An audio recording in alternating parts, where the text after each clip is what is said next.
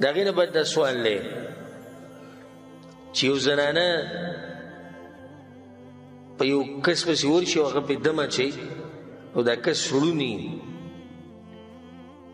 نو دا سړی د دې ښځې په سر باندې لاس ایښودی شي او که نه او دغه شان دا ښځه د ده سره یوازې کېناستی شي او که نه الجواب بالله التوفیق هغه ده چې په شریعت کې دا دم اچول دا شتي خو د خپلو شروطو په رڼا کې دغې دپاره خپل شروط دي دا نه چې زموږ په ملکونو کې څوک داسې غریب شي کنه لږ یو به ځان ته دا میلیونه میلیونه غاړې ته واچوي ځان له یو ځای کولاو کړی دا خلک راماتي ناشنا هغه حالات خو الحمدلله زموږ د حق پرست علماو د پخوانې دا خبرې بیانولې اوازونه بوشي خو چا نه منله اوس دا ویډیوګانې راوتې چې ویې منله هغو ته ویل الله بندګانو داسې کېږي دوی به وایي دا وابیان دي وایي هر شی راباندې ګډوډ کړو اوس یې چې ولیدله اوس یې ومنله روزانه به نوي ویډیو ویني پلاني ځای کې پیر ونیو هغه زنا کړې ده پلاني ځای کې پیر ونیو جنۍ ته لاس اچولو پلاني ځای کې ونیو هغه دا چل کړی او پلاني ځای کې ونیو هغه هلک سره دا بدفعلي کړې نو هلته اسانه ده به سینټر ځان له کولاو کوم مزي او د دې خلکو یعنی دا مسلې د خلکو ته ډېرې راځي او د خلکو هم دا خبرې ډېرې خوښې کوم ځای کې داسې ملا دی کوم ځای کې داسې پیر صاحب دی خصوصا د زنانو ته ځکه چې زنانه په سر دړ لا شي هم چا پیسه کړي که په سر یې دړ لاغې به دا به چا څه کړي پلانې راغلی او هغې ماته وکتو پلانې داسې وکړو دا او اکثر دا زنانه دروغ هم وایي دروغ وایي په ما باندې چا څه کړي دی او ځان دغه کړی به دې لپاره چې څوک مې چیړي نه څوک مې تنګوي نه خو آخرت څه وایي نه او زموږ ملګري دي علما هلته په ملک کې هغو سره چې کښېنم د هغه ناشنا قیسې راته بیان کړي ناشنا قیسې چې داسې زنانه راشي ځان یې بلکل اچولی او موږ وایو چې دا خطرناکه مسله دی بیا چې پته ولګي هغه ټول دروغ دوکئ نو دا دم شتي په شریعت کې خو د دې خپل شروط دي چې دا مقام د هغې د بیانولو نه دی خو یو پکې دا دی چې کم سړی چې دم اچوي هغه له پکار ده ان یتصف بتقوى الله سبحانه وتعالى چې باقي به تقوا وي د الله سبحانه وتعالی یریږي به د الله نه د الله خبرې به مني د څه نه چې الله منع کړی دی هغې نه به ځان بچ ساتي د شیطان په جال کې به نه راځي ځکه چې دا فتنه ده شیطان دته په زړه کې دا واچي دا وسوسې ورته واچي چې نه دا خو د خیر کار په دې طرف شیطان په ده باندې راشي داسې ډېرې شوي دا قصې شوي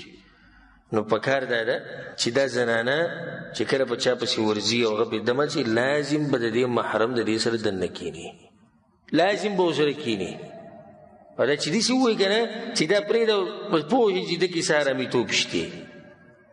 ځکه چې یو سړی د الله نه هېرېږي یو تقوا پکې د هغه څه کار دی چې زنانه سره یوازې کښېني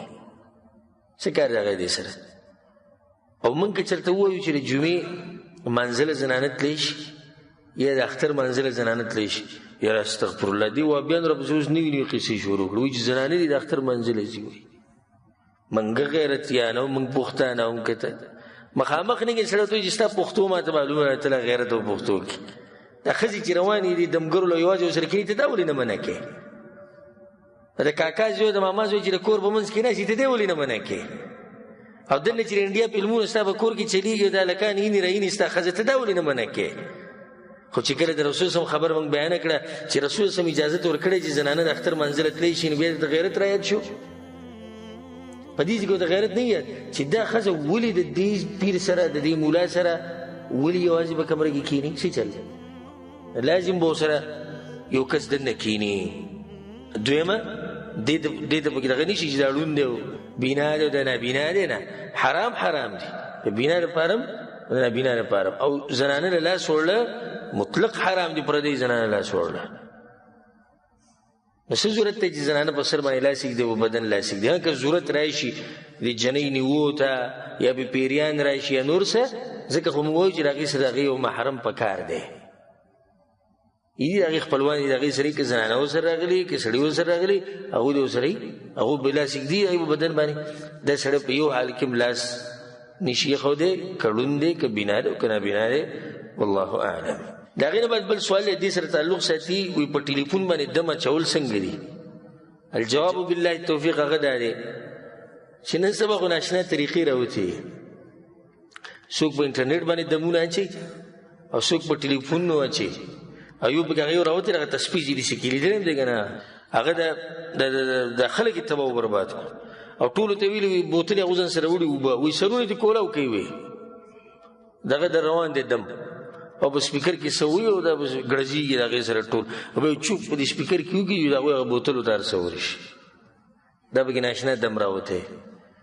نو په دم کې دا شرط ته چې دغه کس